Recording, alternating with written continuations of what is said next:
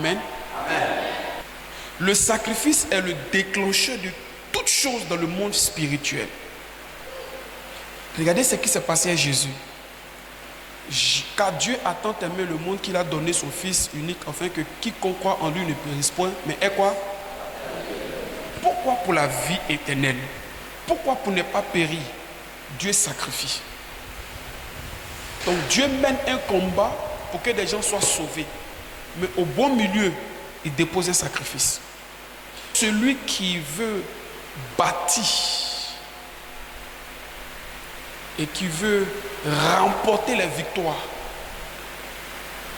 en menant ou en posant des sacrifices doit apprendre ou doit s'attendre à ce qu'on appelle les pertes.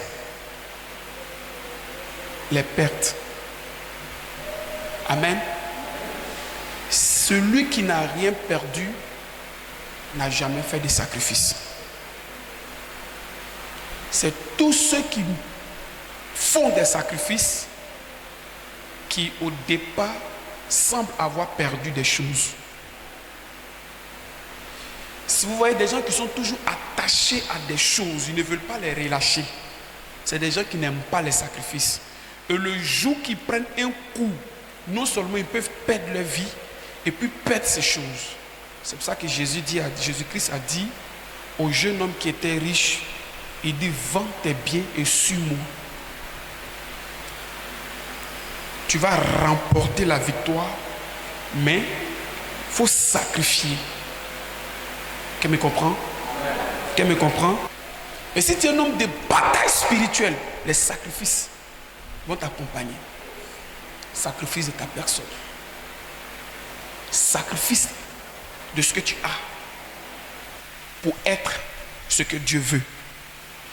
J'annonce sur ta vie la victoire sur tous tes combats au nom de Jésus-Christ.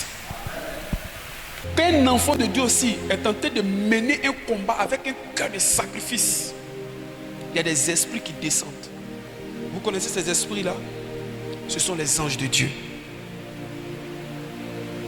L'ange de Dieu campe autour de ceux qui craignent. Maintenant, un but dévorer et le délivre du malheur. Ça, c'est le combat spirituel. Ce type d'enseignement veut dire que tout enfant de Dieu qui a perdu l'esprit du sacrifice comme Jésus lui-même n'a pas véritablement compris l'évangile. Si vous allez dans les sciences, les gens qui sont dans les sciences occultes à trouver les féticheurs, quand vous partiez dans le monde, je ne sais pas si vous continuez de partir toujours, j'espère que vous ne partez plus là-bas. Mais quand vous partez là-bas, il vous demande un poulet. Qu'est-ce qu'il fait?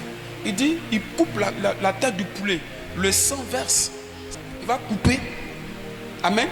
Il va verser le sang. Quand il va verser, qu'est-ce qui va venir? Ses esprits.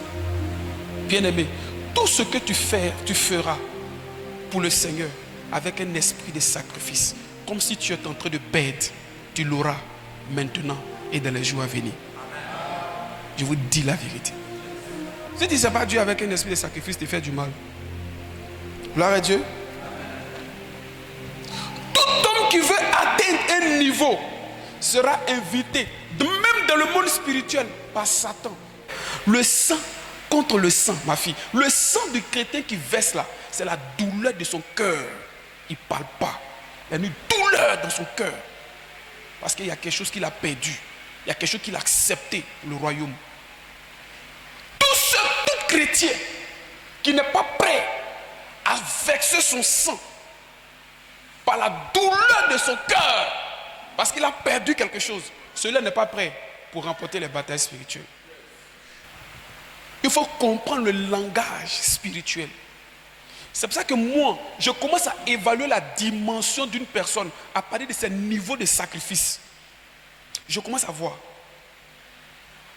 Je commence à imaginer, je peux évaluer quel type de sacrifice cette personne.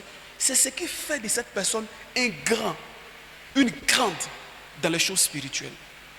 Parce que je vous dis, Jésus qui dit, des riches qu'il était, il s'est fait pauvre là, à cause de nous. Donc il nous a donné sa richesse là. Cette richesse, nous ne la voyons pas parce qu'on est combattu. Et dans le combat que nous menons, n'oublions pas, on doit mener cela avec un esprit de sacrifice.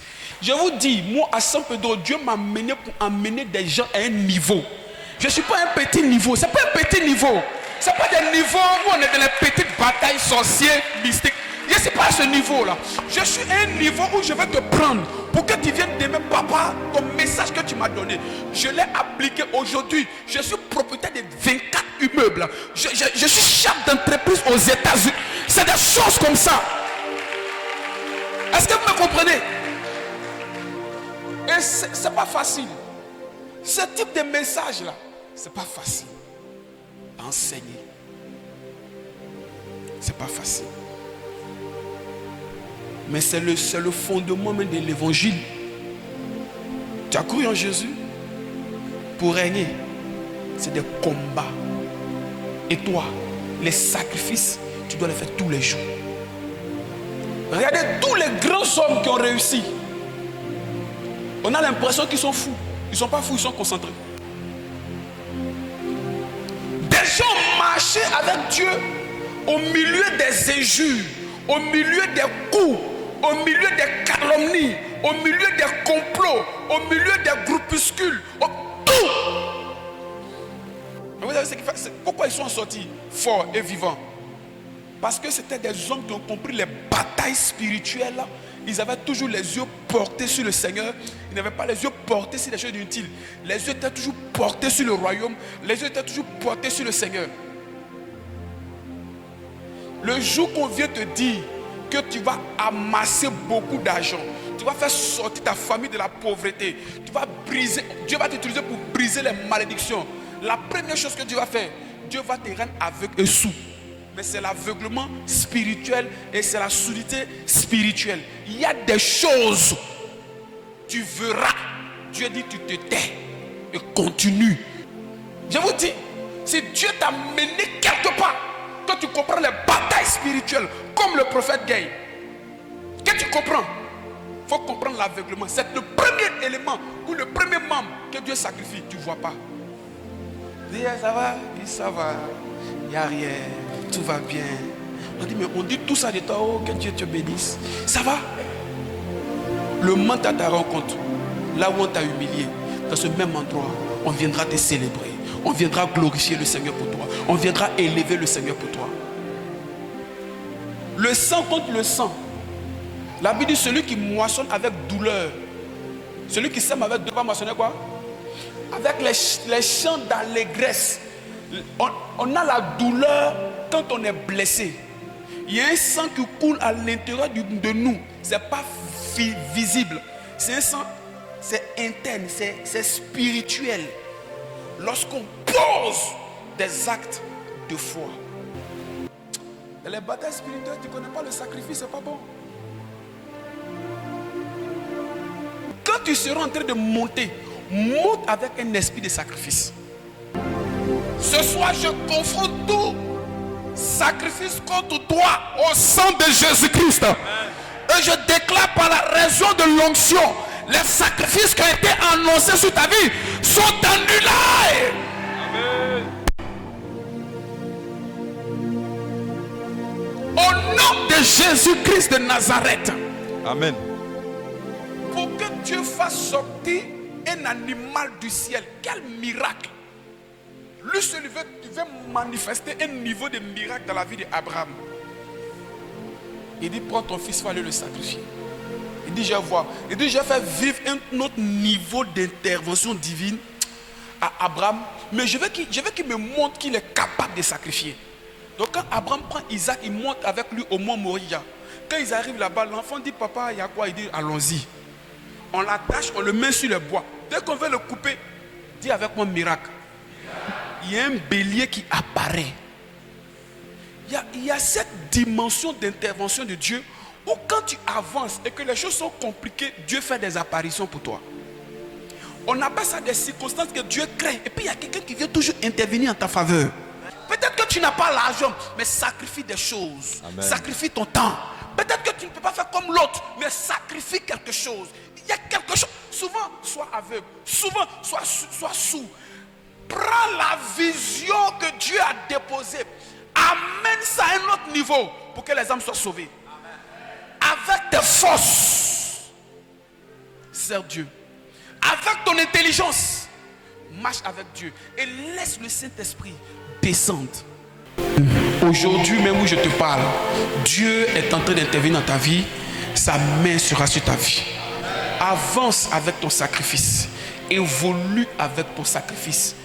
Même si je ne le sais pas, Dieu connaît ton cœur. Dieu te connaît, même dans le secret. Dieu te connaît, même à mon absence, Dieu te connaît. Il sait quel sacrifice tu fais, non seulement pour l'œuvre, mais parce que tu l'aimes. Quel sacrifice que tu fais, il le sait. Que Dieu vous garde, que Dieu vous couvre. Souvent là, c'est pas parce que l'église, c'est pas, je sais pas, on est ici par esprit d'amour pour le Seigneur, mais aussi on vient ici par un sacrifice. C'est très important. Amen. Je sais que le temps arrive où ceux qui adorent le Seigneur véritablement vont voir la différence. On verra la différence entre eux et les autres. Le temps est arrivé. Le temps est déjà arrivé. Le temps est arrivé où on trouvera des chrétiens qui vont rentrer dans des assemblées. Et pendant que l'homme de Dieu sera en train de prêcher, ils vont se lever en train de pleurer. Pourquoi ils pleurent? Il a pris la décision d'abandonner les anciens comportements et s'introduire dans un nouveau comportement avec le Seigneur. Il a pris la décision de vivre avec le Seigneur. Le temps arrive. Le temps arrive quand vous trouverez les chrétiens lever la voix, ils ne parleront plus trop. C'est les larmes qui seront en train de couler parce qu'ils vont regretter certaines choses qu'ils avaient faites. Et ils disent maintenant, on veut faire des sacrifices. Le temps arrive où on va trouver des chrétiens qui ne vont pas voir l'œuvre de Dieu mourir. Marchez. Les élèves et étudiants, si vous voulez aller loin, marchez avec les esprits, un esprit de sacrifice. Sacrifiez-vous. Sacrifiez vos heures, souvent par la prière. Allez fortement. Il y a un temps pour étudier, étudiez fortement. Il y a un temps pour venir au programme, venez. Amen. Sachez faire la part des choses. Déjà très jeune, apprenez à faire vos dîmes, apprenez à faire vos offrandes. Apprenez des hôtels. J'étais étonné, un enfant de l'école de dimanche qui est venu me trouver ici. Papa, nous rentrons en classe d'examen. Je suis venu élever mon hôtel. Mais ça ne m'a pas étonné son résultat. Son résultat de fin d'année ne m'a pas étonné. J'ai dit, c'est l'enseignement que j'ai donné à ton père ou à ta mère. C'est cet enseignement qu'elle est venue appliquer. Parce que les enfants, les autres que vous voyez là, avant d'aller à l'école, il y en a, on prend poulet, on met ça autour d'eux.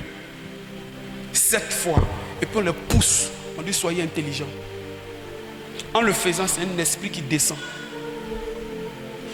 Il y en a, on enlève chaussures. Et puis on prend la vieille, elle prend son pied nu. Et puis elle dépose ça sur la tête de l'enfant. Et puis elle dit, où je dépose ma tête, mes pieds là, sur ta tête. Quand tu vas partir, tu vas aller très vite. Et toi, si toi tu ne veux pas marcher avec un esprit de sacrifice, tu seras choqué. Quand un lion de la prière, qui comprend les batailles spirituelles avec le Seigneur Jésus, quand il est quelque part, quelque chose se passe dans le ciel de la ville.